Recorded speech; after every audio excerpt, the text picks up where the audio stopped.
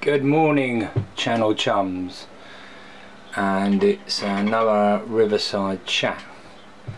The other day I was watching YouTube and something came up about a Conservative MP saying Britain is full. Right? He's not wrong, is he? Because the thing is, it's been full for ages.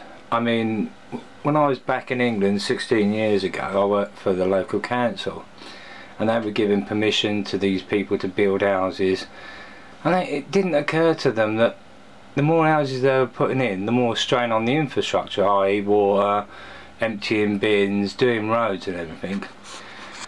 But I mean, the Conservatives are talking a good talk, but the problem is they're just trying to save their necks at the next general election.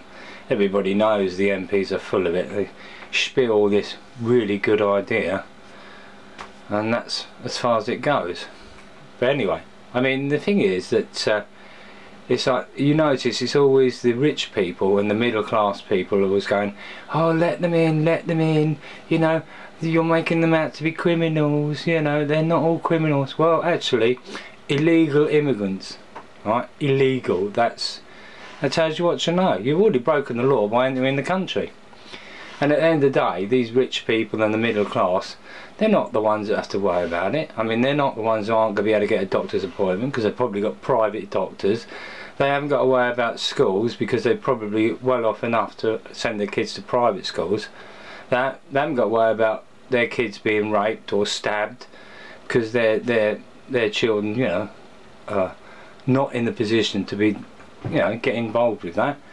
And the thing is, you could imagine, like, if an MP's child got raped or killed, or one of these posh ginks, right, it'd be all over the tabloid. They'd be screaming for more checks and screaming for this, but because it's not them that's getting it, they don't care. They really just don't give a crap.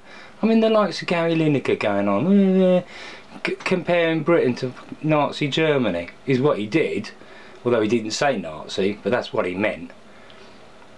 And then say basically he's supposed to be impartial because he works for the BBC and walks away with it scot-free. So where's your justice? I mean, you've got normal people coming out on the streets now protesting about all these illegal immigrants and what they are and aren't up to, and the police seem to be harassing the people that are just saying, no, enough's enough, we can't take anymore, we haven't got the infrastructure. I mean, when you think about it, come summer, you get one hot day in the summer and the water companies go, right, that's it, we're going to have a hosepipe ban, you can't do this, you can't wash your car, you can only have 2 inches of water in your bath. It's only going to get worse. I mean, Britain is going to turn into one giant housing estate. There'll be no countryside left.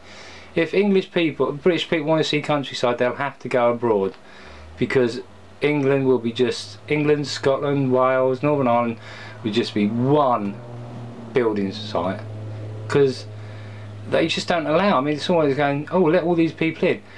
But you've got the people that already live there. They've got families. Where are their children going to live? I mean, this has been going on since the 1980s. So it's not a new phenomena. And if it was going on in the 1980s, why the hell are you still allowing anybody in?